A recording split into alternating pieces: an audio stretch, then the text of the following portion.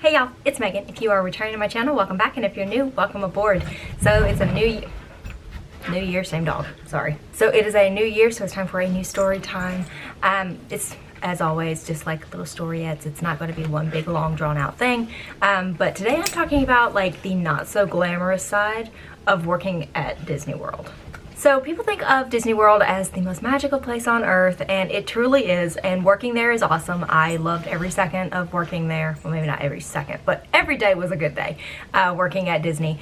So there's never anything that I would say like would keep me from working at Disney, but you don't see the like not as glamorous things as a guest. So this first one applies to pretty much any outdoor attraction or outdoor position. Anyone who works in Florida outside, you're going to be very familiar with the rain. I've said it before, I'll say it again. It rains every day in Florida, especially in the summer. It's going to happen. Somewhere around 3 o'clock, you're going to have that rainstorm. But there are days that it's just rainy. It just, all day long. That's just the thing. It's just going to rain.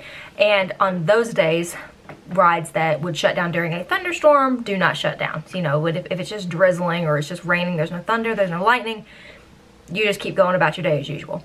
And as a guest, you know, you put on your ponchos, you put on your raincoats, you dart in and out, you go to indoor attractions, that kind of thing. You kind of stay dry where you can. If you're a cast member working in an outdoor attraction, you get to be in the outdoors. And if it's raining all dang day long, you are in the rain all dang day long.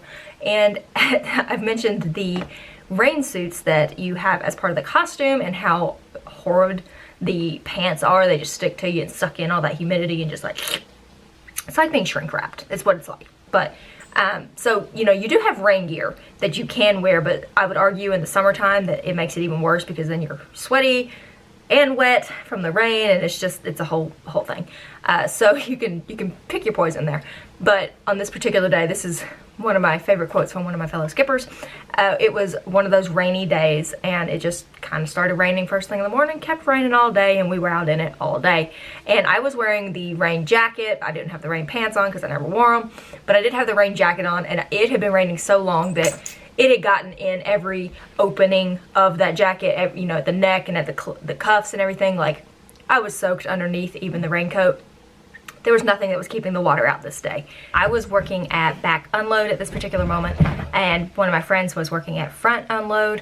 So, you know, the two of us were the only ones at that position on the dock, and boats would come in and we would help people off, and then we'd wait, and then another boat would come and we would let those people off and repeat until you went to another position.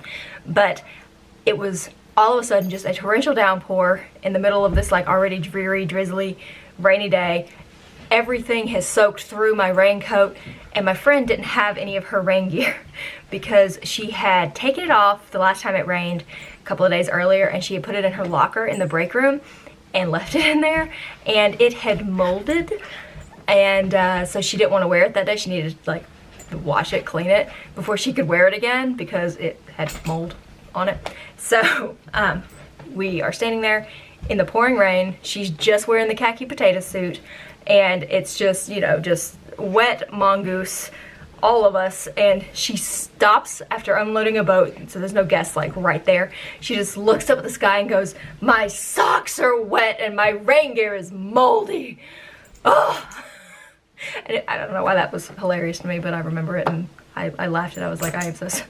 It's like, do you want my raincoat? It's not gonna help much. I mean, we're soaked all the way through at this point, but you know, that was just an idea of what it's like to work at an outdoor attraction during all kinds of weather.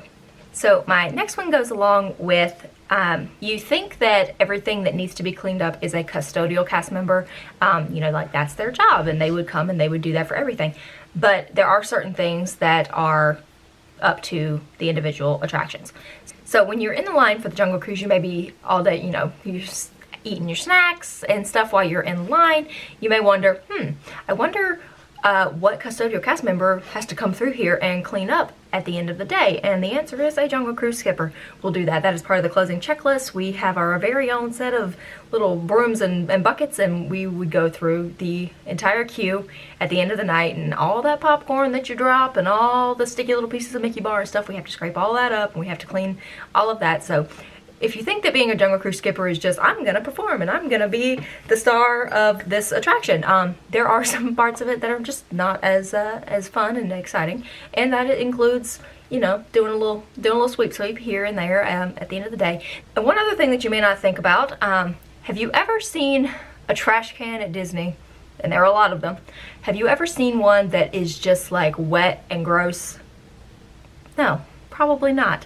Unless you're standing there looking at one like actively in the rain, because there is actually a job first thing in the morning when all of that condensation and the humidity and everything has settled overnight and the temperature changes, and you get the nice dew and stuff on like trash cans and benches and things. That was a job. I've done it before.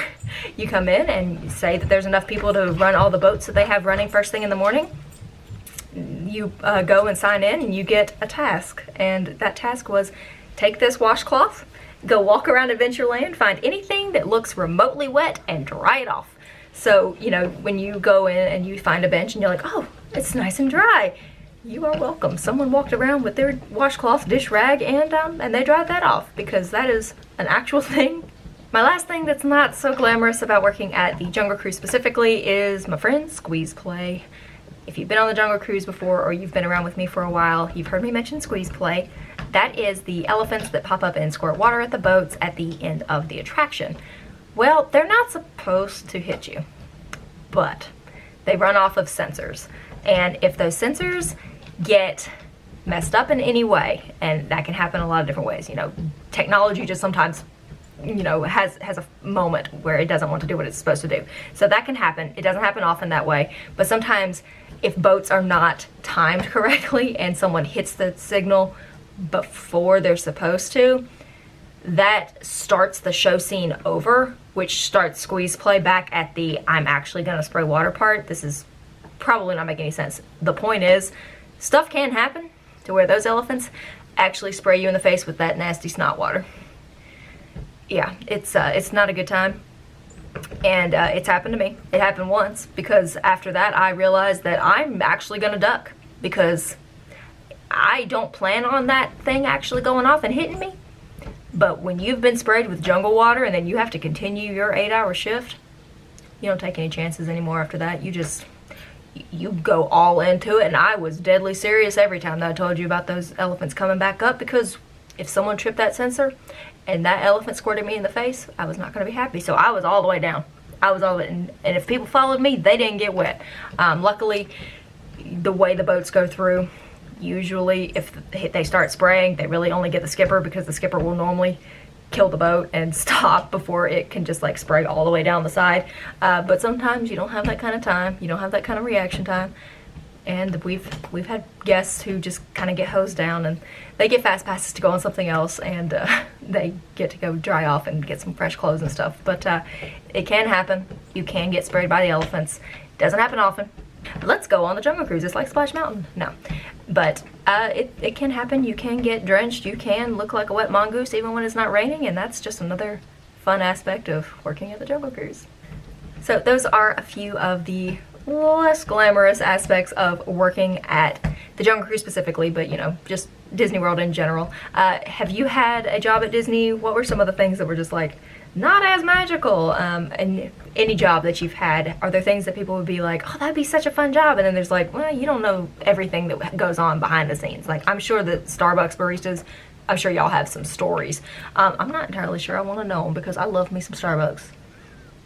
Tell me anyway, because, you know, sometimes you just got to get it off your chest. But let me know what some of the, like, less fantastic aspects of your jobs have been. And I will see you guys in my next video. Bye, y'all.